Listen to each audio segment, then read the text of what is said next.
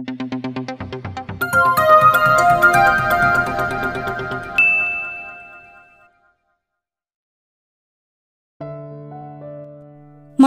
POV.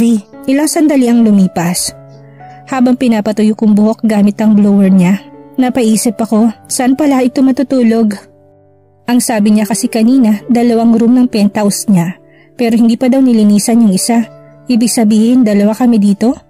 Dahan-dahan akong lumapit sa kama. Nasa terrace pala to't may kausap sa phone. Nakatalikod to sa akin. Nakadamit na lang to ng simpleng white shirt lang. Ang gwapo naman tingnan nito kahit nakatalikod. Antikas ng tayo niya't ang tangkad.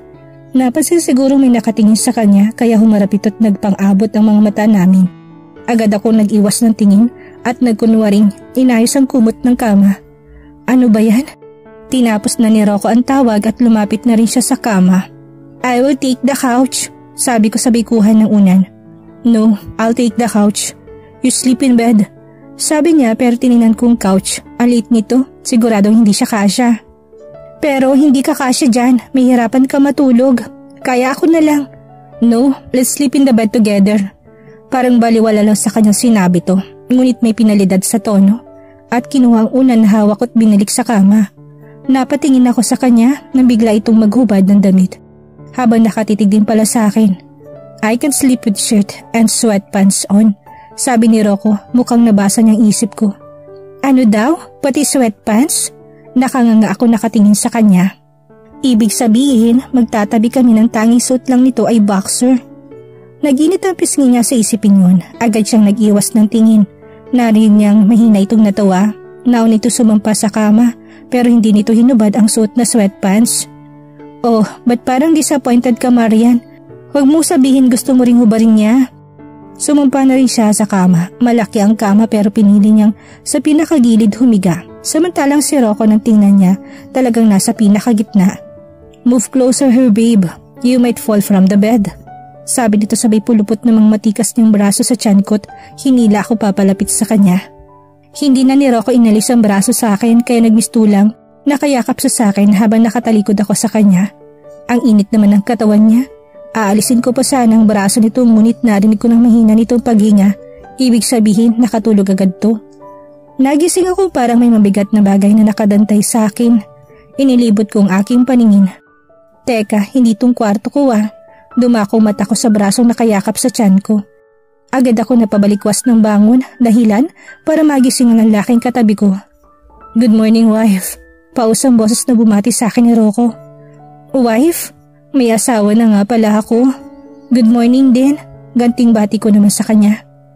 Pupungay-pungay pang mata nitong tumingin sa akin at bumangon na rin ito. Medyo nagulong buhok niya. Pero hindi nakabawas sa kagapuhan nito. Instead, mas lalo tong gumwapo.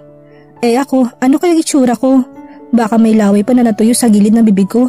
At pasimple ko namang hinawakan ang gilid ng bibig ko. Ay, meron nga. I heard him chuckled. Then he kissed my forehead and say, You look beautiful, wife. Don't bother to wipe that dried saliva on your lip side. Saad ni Rocco sa akin saka bumaba ng kama. Ba't parang nababasa nitong nasa isip ko? Ano raw? Beautiful? Nakakaganda palang may tuyong laway sa bibig. I'll take a shower first or you? Mauna ka na, sabi ko sa kanya. Napatingin ako sa magandang katawan niya. May 6-pack abs pala to. Ang tigas siguro nito. Mapindot nga. Kiaga-aga, Marian, wag ganyan. Pagsasaway ko sa sarili. Nauli niya ako nakatingin sa katawan niya kaya agad ako nag-iwas ng tingin. He chuckled and smiled to me. Mas lalo pa nitong binalandrang katawan. Inirapan ko to. Ang yabang ha? You want to touch it? Maligo ka na, Guadacelli. Hindi magandang katawan mo, no? At tumayo na ako. Lumabas ako ng kwarto at nagtungo sa kusina niya. Nag-isip ako kung anong lulutuin, kung anong laman ng ref nito yun lang din ang niluto ko. Pumasok ako ulit sa kwarto sa pag-aakalang hindi pa ito tapos maligo. Pero itong nadatnan ko, nakatuwalya lang itong nakakabit sa bewang niya at mamasa-masa pa ang katawan nito. Kaagad akong tumalikod. Diyos ko, magdamit ka nga! Maldita kong sabi. Pero humarap na lang din ako. Baka kako ano pang isipin nito na napaka-ignorante ko na hindi pa ako nakakita ng lalaking half-naked. Nice view, babe, he said in a teasing way. Ano? Nice view mo mukha mo? I rolled my eyes to him. Papasok na sana ako sa bathroom nang biglang hinawakan ni Rocco ang braso ko't hinila ko papalapit sa katawan niya. Ano ba Rocco? Magbihis ka na nga! Tinulak ko to sa dibdib niya pero mas lalo niya lang akong kinabig. Naramdaman ko na ang umbok niya sa puson ko. Nalaki ang mata ko bigla. Don't squirm babe, the towel might fall from my hips. Nakangisi nitong saad. Tama naman ito. Kunting galaw ko lang siguradong mahuhulog ang tuwalya nito sa bewang. Bitaw nga sabi maliligo na ako. Don't roll your eyes again to me wife, sabi niya tumitig sa labi ko. Akmang halikan niya ako pero malakas ko tong tinulak kaya nabitawan ako. At mabilis akong pumasok sa bathroom, narinig ko pang mahinang pagtawa nito. Nagtataka ako sa mga kinikilos ni Rocco. Alam naman itong bargain lang ang kasal namin pero may bahagi ng puso ko na sana. No, hindi ko pwedeng maramdaman to. Baka darating yung araw na gusto niyang ipaanal ang kasal namin. Mabuti na handa ako. Katatapos lang naming mag-almusal na dalawa and I went to ask him if I could visit my tita Belinda. Nakatutok na si Rocco ngayon sa laptop niya. Rocco, tawag ko sa pansin niya. Yeah, at nagangat ng tingin. I want to visit my tita. No, he hissed at pumalik sa pagtipa ng kung ano sa laptop. Ni hindi man lang ako pinatapos magsalita. May mood swing pala to. Give him my phone, I will call her then. Pati kasi cellphone ko kinuha nito. Sa hindi ko malamang dahilan. No, agad sumirit ang galit sa akin. Bakit hindi ko pwedeng puntahan o tawagan ng tita ko? Gusto ko lang namang malaman ang kondisyon niya. We still have our honeymoon babe. And we already talk about your own condition. At huminto sandali ito dahil may kung anong tinignan sa laptop niya. I hired 2 private nurse to take care of her. She is in her best treatment now. Then he closed the laptop and faced me with an authoritative look. Pack your things. Any minute now, the chopper will arrive and pick us up. We're going to California. California? Aalis kami para sa honeymoon nang hindi man lang ako na-inform at hindi man lang ako nakapagpaalam sa tita ko. Honeymoon? Anong? We're married, remember? Sarkastikong saad ni Rocco sa akin. Alam ko naman yun, ang hindi ko lang alam na may honeymoon pala kami. Kasali ba yun sa bargain? At teka, kung makapack your things to para bang nagutos lang sa empleyado niya. Kanina may pahalik-halik pa sa noo, ngayon balik naman sa pagiging boss at dominante. Dumating na nga yung chopper na sinasabi ni Rocco. Nandito kami ngayon dalawa sa rooftop ng penthouse niya. Come on babe, inalalayan niya ako papasok sa chopper. At ang dalawang lalaking sakay nito kanina ay siyang humakot sa mga gamit namin at sinakay sa loob ng chopper. Hindi ko siya kinikibo mula pa kanina, tahimik lang ako buong biyahe. Naiinis ako sa kanya, hindi man lang ako pinayagang makita ang tita ko, kaya cold treatment ka sa akin ngayon. Ang yaman naman talaga ng asawa niya, kanina chopper yung sumundo sa amin, ngayon meron pala tong private plane. Hindi na ako magtataka, hindi ako tumabi na upo sa kanya. Nang nasa loob na kami ng plane niya, kaya seryosong mukha niyang tumingin sa akin. Come here, I want you to sit beside me. Sad ni Rocco, it sounds more command. Ngunit hindi ko pinansin ang sinabi niya. Pinagsiklop ko mga braso ko't nanatili sa upuan ko at tumingin sa bintana. Bakit naman ako uupo sa tabi niya ang dami namang upuan? Umupo ka mag-isa dyan. Napatili ako nang biglang binuhat niya bridal style. Ano ba Rocco? Ibaba mo ko. Hinampas kong dibdib niya. At binaba niya nga ako sa katabing upuan niya. Stop being stubborn. Babe, if you don't want to be punished. He said with a sly smile on his face. And stop calling me babe. I have my name. I spatted instead. Nakatingin na sa amin ngayon ang dalawang FA. Pero wala akong pakialam at ganun din siya. I will call you whatever I want to call you wife. Ganti niya sabi. Alam ko nagpipigil na ito. Whatever. Inikutan ko to ng mata at pinagsiklop ang braso ko at umusod sa gilid. Roll your eyes again to me babe. I will really punish you. I'm afraid we won't make it to our honeymoon place. He said in a stern voice. Mukhang seryoso nga ito sa sinisabi niya kaya na-curious tuloy ako kung ano bang ibig niya sabihin sa punishment niya. Marahas akong lumingos sa kanya. I don't care, I know. Hindi ko natapos ang sinabi ko nang hinila ni Rocco ko patayo at sa pilitan akong dinala sa dulo ng plane. May maliit na room doon, binundol na ako ng kaba. Mukhang nagalit na nga to ng tuluyan. Let go of me! Sinubukan ko pang kalasin ng kamay niya sa pagkakahawak sa akin. Pero napakahigpit ng pagkakahawak niya sa kamay ko. Pabalya ni Rocco sinara ang pinto. I flinched the sounds of it. Hindi pa man ako nakabawi ng maras niya akong tinulak dito at sinilang halik. This is my third kiss from him. The first one was at his penthouse and it was gentle. Just like in the second time when we were officially married, it was very gentle too, but this time, he's kissing me roughly. I was shocked at his sudden movement. Kaya nakabukang bibig ko, bahagya niyang inangat ang ulo ko for him to get a better access to kiss me.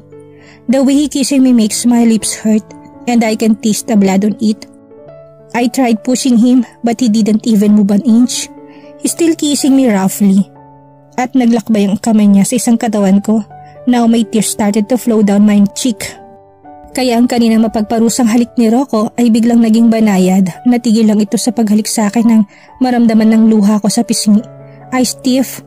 Mukhang nabigla rin to sa ginawa kaya umatras ito. A small sob escaped from my mouth. Ang kaninang galit na mata nito turns into apologetic. I'm sorry. He held my shaky hands and pulled me into a hug while caressing my small back. His scent and heat coming from his body makes me feel calm. Thought it's odd but I like his scent. My small figure of a body, it seems perfectly molded to his big body figure when he hugged me. So ito palang punishment na sinasabi nito. Kumalas ako sa pagkakayakap niya sa akin at bahagya akong tumingala ng tumingin sa kanya. His thumb kissed my lip. Then back to his turn. Look. Lumabas kami ng room habang hawak ni Rocco ang kamay ko at bumalik kami sa upuan. I'm not sorry for kissing you, just for my sudden movements. Nilingon niya ako. Napatingin na din ako sa gwapo niyang mukha. Napakaseryoso nito. I stopped myself. I don't want to take you there. I want to make it special, of course. Napasingap ako sa sinabi niya but I didn't say any words. Inaamin ko, natakot ako sa kanya kanina. Nakakatakot pala ito kung magalit. Halos kainin na ako ng buhay. California. The sounds of the wave can be heard. I can smell the breezing air from the ocean. Agad akong bumangon sa kama at lumabas mula sa kwarto at pumunta sa terrace.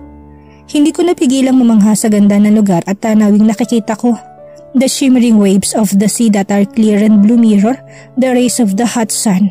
The refreshing breeze that emanates from the sea waters is enjoyable. We're at the beach house. Do you like it here? His baritone voice interrupt me from admiring the view. Lumingon ako sa kanya. Ang lapit lang pala nito sa akin kaya napatras ako ng konti. He chuckled. Then he kissed my lips. It's more on like a peek. Good morning, babe. Medyo nagulat ako sa papikis ni Rocco. Pero ang gapo naman ito sa suot niya brown shirt at white shirt. Tinignan ko yung suot ko. Naka-white flowery sundress with slit hanggang legs. Sino nagbihis sa akin ito? I told Nana Rose to change your dress while you're sleeping. Sabi nito, mukhang nabasa niyang nice sa isip ko.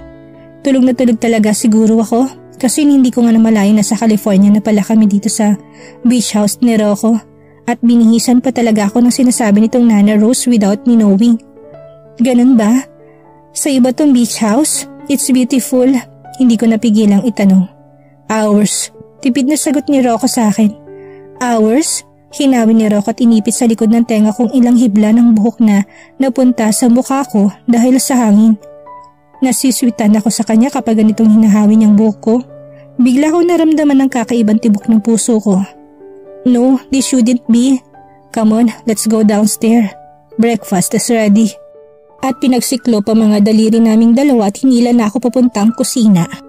Namangha ako sa kabuuan ng bahay. Hindi masyadong kalakihan pero napaka-elegante ng style nito.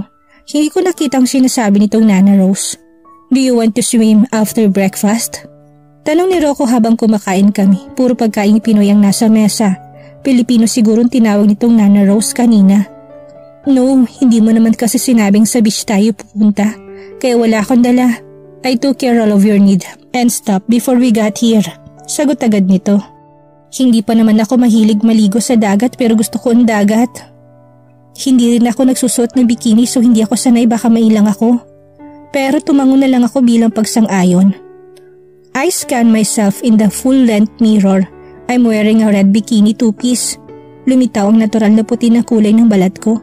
Pinailaliman ko muna to ng white knitted cardigan before I go out. The waves are crashing.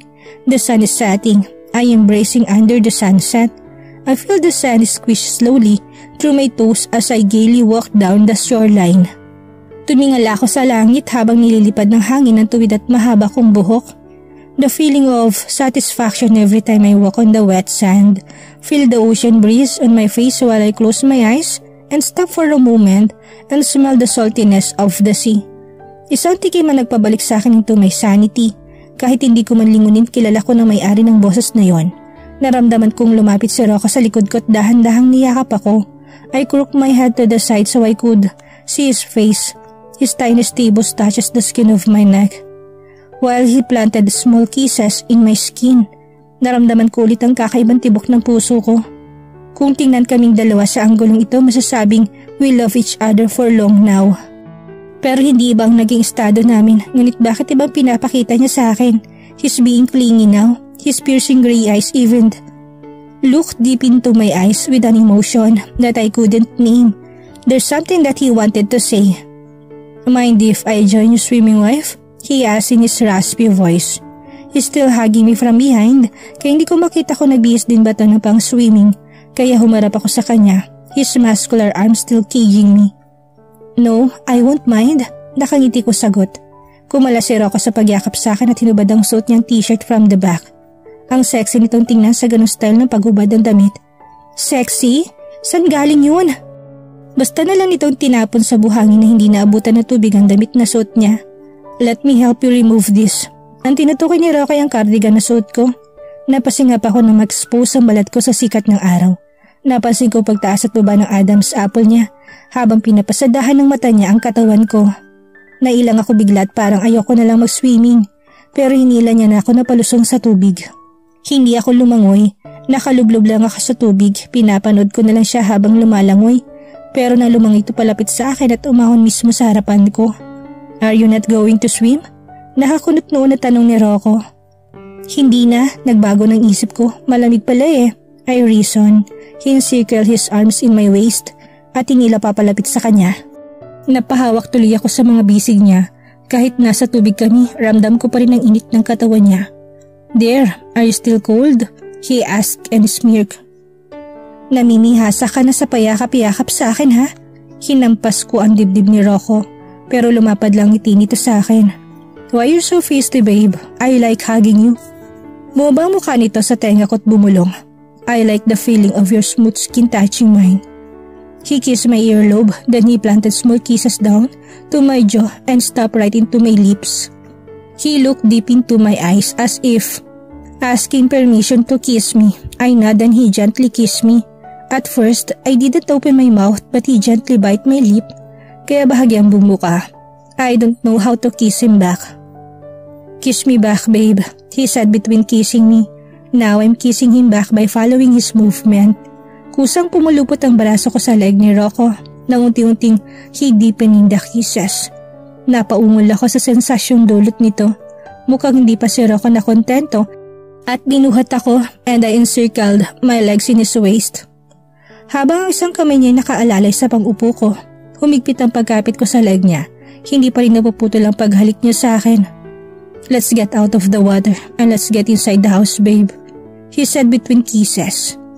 Para ako naliliyo sa halik niya kaya nang hindi ako sumagot, dahan-dahan itong naglakad pabalik sa dalampasigan habang buhat pa rin ako. Put me down, Rocco, sabi ko na makarating kami sa dalampasigan at binaba naman ako. Kinuha ko ang cardigan at sinuot, pinulot ko na rin ang damit niya at inabot sa kanya. Kinuha niya lang ito, ngunit hindi na sinuot. Mabilis sa mga hakbang ni Rocco habang hawak niya ang kamay ko. Hindi ako makasabay. Rocco, sandali, bitawan mo. He abruptly stopped instead of answering me. He carried me bridal style. Binaba niya lang ako na makarating na kami sa kwarto. Ang bilis ng bawat kilos ni Rocco. Hinila ko papasok sa bathroom. At dito na po nagtatapos ang kabanata ng ating kwento. At sana'y muli niyo po akong samahan sa mga susunod pang kabanata. Maraming salamat po at ingat po tayong lahat.